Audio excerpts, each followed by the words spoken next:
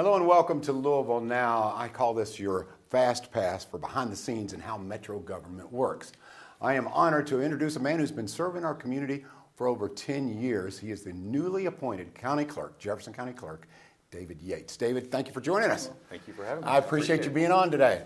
Okay, before we get into your new position, I think people need to be aware of not only in the Senate, but you have been serving the South End for over 10 years and very well, which to me makes you very qualified for this position. Give me a little overview of your career. Okay, well, I started off, grew up in the South End in the area where I was raised. I went to Holy Cross High School, undergrad at University of Louisville, went to law school, and came back, was Assistant Attorney General of the Commonwealth of Kentucky, opened my own law practice, and decided to run for Metro Council. I was the youngest Metro Council person elected. And I came in 2010. I served 10 years on the council, 2 terms as president of the council, and decided to hang it up and just try to serve the community in other ways. I got a call from the governor and talked about running for state senate, and I did it. It was just a great opportunity, serving in the state senate and also in leadership. And then this opportunity came, and just another opportunity to serve my community. Yeah, when Mayor Greenberg appointed you, I thought, okay, this guy is proving he's a great ambassador for Louisville, because one of the first things you did was that you paid a tribute to Bobby Holtzclaw. That was important to you, wasn't it? Absolutely. I mean, you talk about any great public servant deserves to be recognized. Bobby Holtzclaw, at 27 years of what she's done for her community, given herself the sacrifice to make this office what it is. Not only has it created such a great foundation that we get to continue to build on, but a legacy. And so I think that she is well deserved of that honor, and I want to make sure we recognize that. And one way to continue to honor that is to do a great job, because I know how important that this job and this position that I get to hold is for her and for the people who work here. You're the right man for the position. I think because of your contacts, because of the work that you have done, a lot of what you do is about partnerships, being able to pick up the phone and talking to people. You're maybe overqualified. Is this a position that you sought, or was it something that someone approached you and said, hey, you'd be right for this? John, I can tell you my entire career in public service is almost by act of God. It's never been something I've always searched out. It's an opportunity to serve. Whether it was in the Metro Council, I saw a need, an opportunity. When it was serving as president, when it was in the state senate, it was in leadership. It looked, there's so many opportunities for this office to be able to help people, and to given that, and given my connections on the Metro Council, in the state senate. I was just talking to Secretary Gray yesterday with transportation, talking to the governor, working with it, with the sheriff's office, with the PBA, with the circuit court clerk. We can work together in unison, and we can better serve our constituents. And to me, that's just so important. So there's a void now, though. I'm curious about how they feel your position with the state senate. How does that work, David? So it's a special election, similar when Senator McGarvey became Congressman McGarvey. So we do a special election, and then it's determined the Republican Party will pick their candidate, the Democrat Party picks their candidate, and then there could be an independent. That's been done at this point. There's 2 candidates. It'll just be within the district. There is 80 precincts, so we'll have about 32 poll workers will come in. We'll have 8 different voting places put in place, and we're going to make sure every vote counts, making sure that it's accurate and that people get to cast it, and it's important. Yes. It's important to fill that seat, that vacancy. Obviously, it's very important to me in the area in the South End to make sure they have a strong voice, but more important than that is just to make sure that people are involved in the process. And so that's why I think special elections are. Yeah, as Jefferson County Clerk, you're a guy who does his homework. I'm curious about your goals. I'm sure you thought this out. What are some of your goals, David? Well, first and foremost is to make us open and transparent. Right now, you think about the way democracy, elections are probably the most fundamental part of a democracy, so a fair, accurate, transparent elections, and we're going to make sure we do that. But also, there's so much more the clerk's office does, and part of that is I want to be streamlining services. I want to make sure that people are protected right now in the world with fraud and some of the hacking. I've got to make sure we double down on our technology and make sure that it's secure and safe. But other than that, I want to make it just a better quality of life for the people using a lot of services, but also for the employees. the men and women here have worked really hard, and part of my job is to uplift them. So all at the same time, will be better services, good communication, streamlining, protecting, Yes. and I just want to uplift. Sure. I think the fact that you are so young pays dividends, especially in this day and age, because technology is important. You touched upon that. Maybe some technology that we may see in the future that goes to work for us here in Jefferson County. Well, we look at best practices throughout the whole United States. So we're not stuck in our bubble. So I've been traveling, I've been talking, I've been on the phone, working with our Secretary of Transportation, talking to the Governor, and then obviously a partnership with our Mayor's office as well. We want to implement the best. Our goal is not just to be lead Kentucky, but lead the United States. So again, we'll have more calls this afternoon. We're working on it. Maybe possible kiosks that could be out in the district to make the ease it, so you can get your services then and there.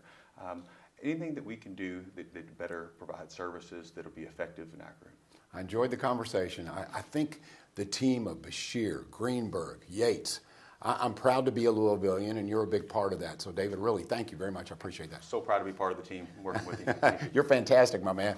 All right, we talked to David Yates, Jefferson County Clerk. Coming up here, when I was a farm boy, we used to test our soil, nitrogen, nutrients. Have you had your soil tested? We'll tell you why you might want to do that and exactly what would happen if you did. Coming up next on Louisville Now.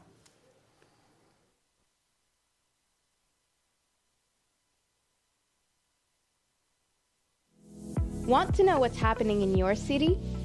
Metro TV shows your government in action. Metro TV is the only place you will see every minute of Metro Council meetings live. Be informed, be prepared, be a part of our community. Stay connected with Louisville Metro TV on Roku, Apple TV, Amazon Fire TV, YouTube, and Spectrum Cable Channel 184. Metro TV. Engage, empower, entertain.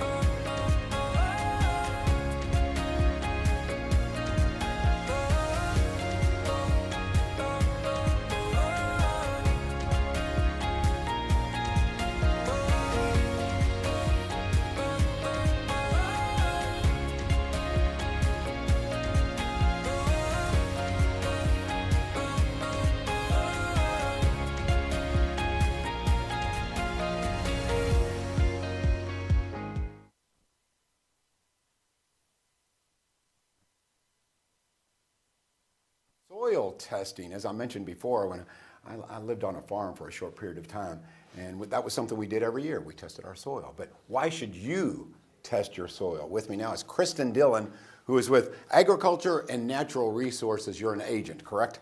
Yes, I'm an extension agent. All right. Thank you very much for clarifying. Welcome in. Mm-hmm. You brought props.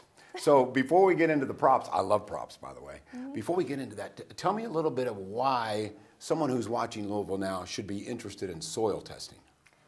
It really kind of just lets you know if there's any nutrient imbalances or if you have like a imbalanced pH, and it kind of lets you know how much fertilizer, how many amendments do you need to put on, and it can help your plant growth, but it can also like save you money and then also help the environment by not applying too much. Okay. Is this specifically for people who have gardens, vegetable gardens, flower gardens? Yes, but it can also be if you have a lawn and also like people that are just farming in general. Are there any indicators, Kristen, of someone who may be watching who does like to spend time in their yard? Is there any indications of, okay, you should get your soil tested? Maybe it's that plants or vegetables aren't doing as well as they thought. What would be an indicator? If those leaves are kind of starting to yellow or they're not growing as well as they used to, if you have some bare patches, or even if you're starting to see some more weed presence in the past couple years. Okay, so these props, love them. Okay, I'm assuming this is what's going to get that sample, correct? Yes, so if you're doing it at home by yourself, you can use like a little like spade or something, and you're going to go around your yard or your garden and kind of dig maybe 3 to 4 inches or up to 6 inches. But when I go out to farms, I use this, and I can take some samples and I'll put it in a bucket, mix it together, and that's going to be my sample I send to the lab. Okay, all right. So, yeah, I think it's interesting that because there was a time when this was very specific to farmers.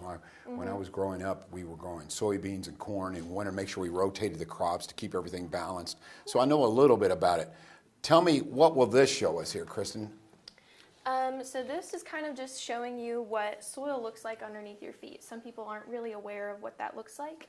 And so this is just really kind of showing us, it starts as bedrock and it becomes weathered, and then we add in some organic matter, and these plants and soil microbes are starting to kind of mix together and create that topsoil that we really like to see. Okay. Obviously now we're in the middle of fall, so I'm curious, is now a good time to get your soil tested? Should you wait till the spring? When is a good time? Fall is the best time to do it, okay. so that we can get those results back to you. You can add any amendments that you need, and it'll be ready for you by spring. Okay, so who do they call? What's the process like? Tell me a little bit about that, because I'm sure there are folks watching now who say, hey, I'd like to get that done. Well, so we do offer, thanks to our partnership with the Jefferson County Soil and Water Conservation District, we offer 2 free soil tests to each unique Jefferson County address. And so you're going to go around and take maybe 5 or 6 samples per area. So maybe front yard you're going to separate from your backyard, and then you're going to put it in a Ziploc, bring it to our office, and then we'll send it out to the lab, and you'll get a report that looks something a little bit like this.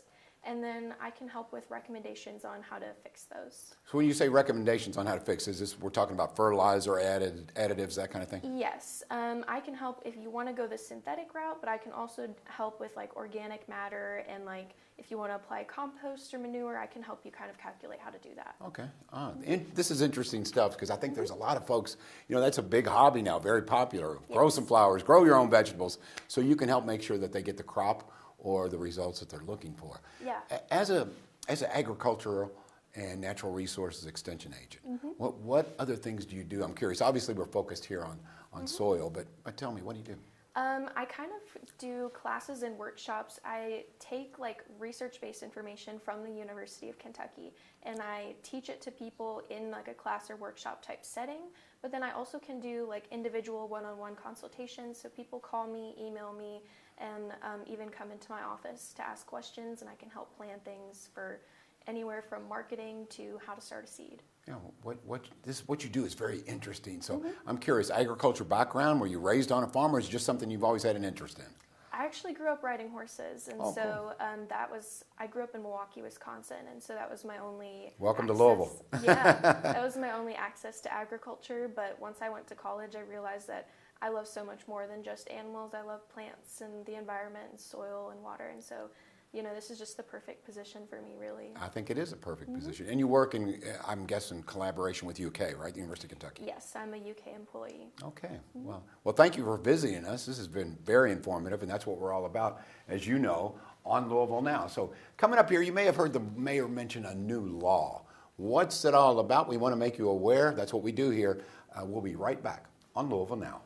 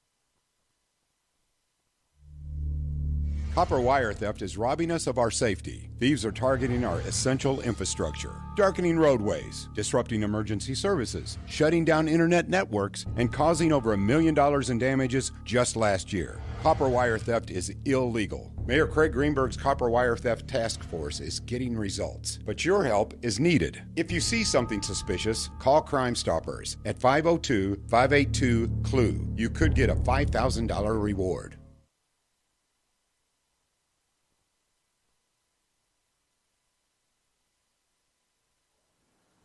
Welcome back to Louisville Now. When I heard I was going to have a chief investigator on the show, I thought, oh man, I feel like I'm on Dateline. This could be trouble. Actually, it's a good thing. It's about a new law. Joining me now is Ronald Fay, and he is a chief investigator for the ABC. Ronald, thank you for joining us. Yes, sir. Thank you for having me. All right, so before we get into details, set the table for me, this new law. Tell me about the mayor talked about it, but you can go into depth here. What's this new law about? So absolutely. So Councilman Hudson and some co-sponsors have proposed this new legislation. It's still a proposed legislation until Metro Council approves that. And so some of the things we can talk about today about the proposal, until it is totally voted in to law, there's the potential for some changes. Okay, so from what I understand, it involves massage parlors, correct? It is, yes. Okay, so what exactly are we looking for? I know it's a sensitive subject. With that being said, I didn't know there was an issue. Obviously there is. Tell me a little bit about what you can talk about here, Ronald. Yes.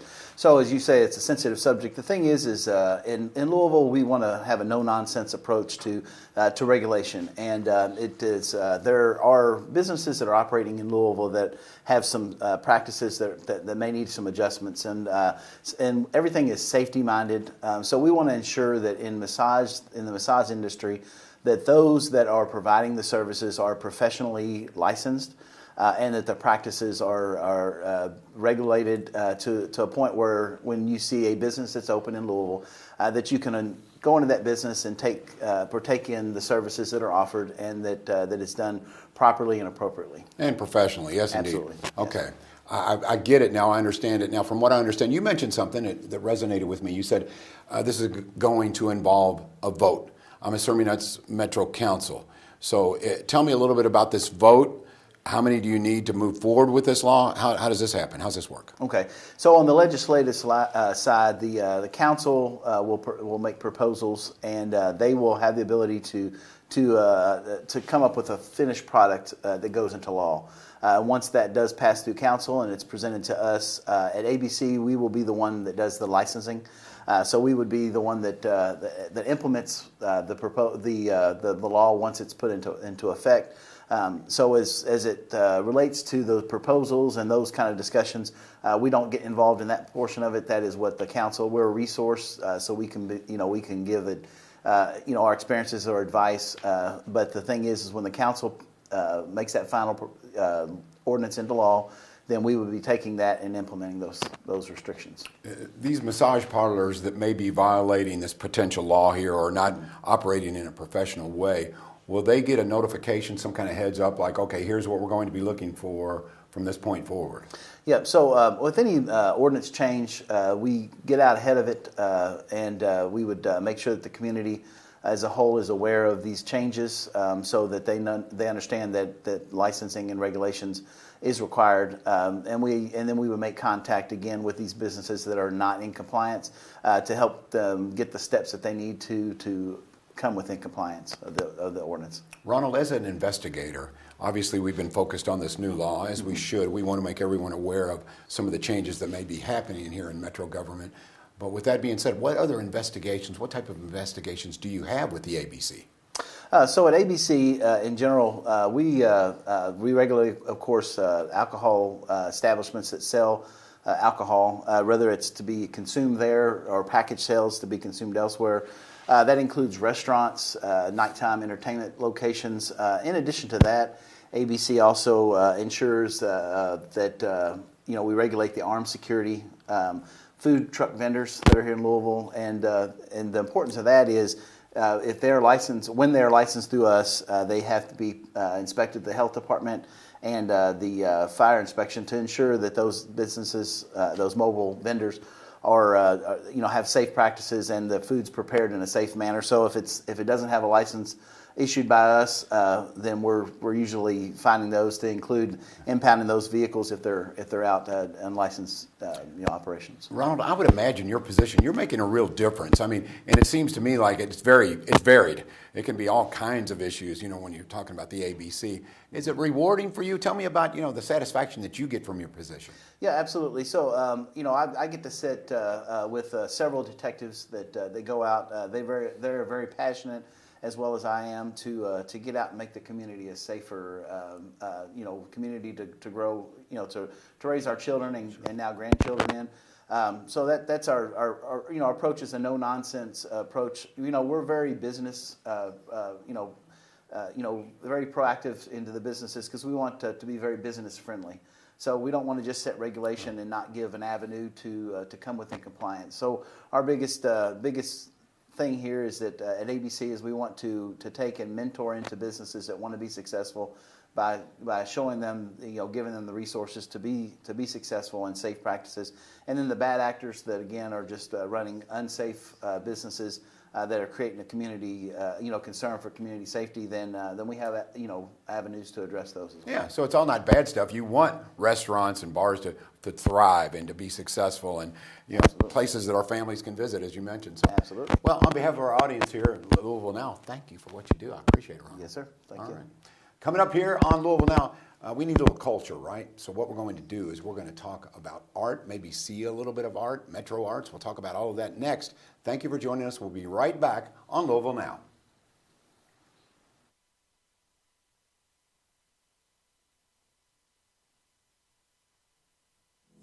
Want to know what's happening in your city?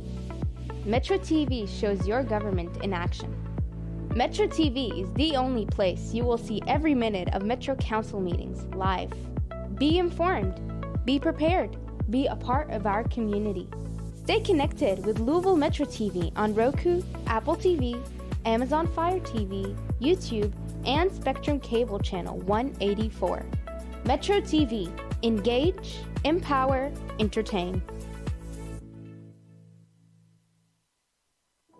My daughter is Alexandria Nicole Daggett. She was a Beta Club member. She loved volleyball.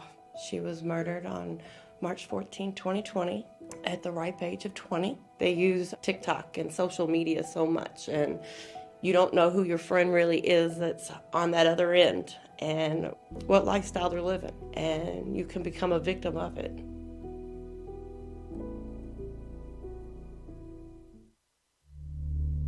Copper wire theft is robbing us of our safety. Thieves are targeting our essential infrastructure, darkening roadways, disrupting emergency services, shutting down internet networks, and causing over $1 million in damages just last year. Copper wire theft is illegal. Mayor Craig Greenberg's Copper Wire Theft Task Force is getting results, but your help is needed. If you see something suspicious, call Crime Stoppers at 502-582-CLUE. You could get a $5,000 reward.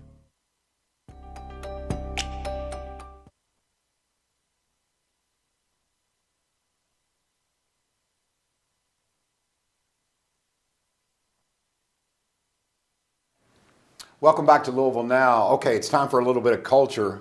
Lord knows I need a little bit of that, but let's talk about the arts. It's always exciting and fun to talk about the arts. With me now, I've got Kelly Smith and Amy Coralia. Yes. Correct? Good. UK Extension Office. Correct. You work with the Metro Arts Center. We do. Okay, yes. So tell me a little bit about your title first, Kelly, and what you oversee. Okay, great. We are with the Jefferson County Cooperative Extension Office, and under that I am with 4-H Youth Development. And so we handle everything youth development within the entire county of Jefferson County. Just to let you know, Jefferson County Extension served over 50,000 citizens in the county as of last year. Yes, we're in every metro district and doing a lot of good programming. Wow, this is good. It's a lot of our mission here is to Yes. make people aware of good work like that you're doing. Okay, Amy, classes. Okay, Sure. I didn't realize Metro Arts Center had classes. Tell me about those, if you would. Yes, so I'm Amy Coralia. I'm a 4-H program assistant, and at the Metro Arts Center, we offer the 4-H art program. So it's wonderful. So it's a way for the kids to do self-expression, gain their confidence, and learn some skills that hopefully help them later in life. So Yeah, you guys got to help me out because I think 4-H and I think agriculture. Absolutely. This is different. So tell me about how this works for 4-H. Well, we actually we operate under 7 core curriculum, and one of those is agriculture. Another is arts and community leadership, health and nutrition. And so we offer a lot of 4-H clubs in the community. Not only Metro Arts facility, a lot of the park community centers, libraries, schools. We're in school, after school, and even at our office, we have 4-H clubs, and those can range from arts, to photography. We might be making fair projects. We may be working with our horse club. So, doing a lot. Yeah. I see that Amy has props. I love props. Okay. So what do you have there, Amy? What do you want to So show us? actually, I brought an example of our art curriculum that we use, and for the month of October, we went over contour drawing. So we did different techniques of shadowing, hatch, crosshatch, directional, burnish, all these different techniques we learned, and then the kids were able to make their own comic book for the month of October by contour drawing. I think everyone wants to do that, right? Yes, so contour drawing adds dimension to your picture. It adds different textures, and it's all just with your pencils. So if you have pencil and paper, you can do this. Did you do that? I did, yes, sir. Yes. Very good. You got talent. I love art. does. It's something that I've done ever since I was little. So yes. I think as a parent, now of course my kids, both my boys are grown up now, but with that being said, you want your kids to be balanced. To, whether it be music, art, math, whatever the case may be, balance is important. Is that part of your mission? It is, and 4-H is all hands-on learning. And so not only are we doing that, but we're always encouraging these youth to be the best that they can be, and improve social skills, improve their self-confidence, doing life skills that will prepare them for their future as well. And that's what 4-H is doing. So, Amy, if someone is interested in your programs, do they have to be a member of 4-H? How do they find out details? How does that work? Yes, well, they can look on our website, which is Jefferson County Cooperative Extension. They can call our office, and they can also just show up to the Metro Arts facility. So we meet the second Tuesday of every month from 5:30 to 6:30. So yeah, and it's great. Yes. And 4-H offers a safe place where you can just be yourself. Yeah, I really admire what 4-H does, because I'm proud of the agriculture, of course, here in Kentucky, and big economically helping the state so much.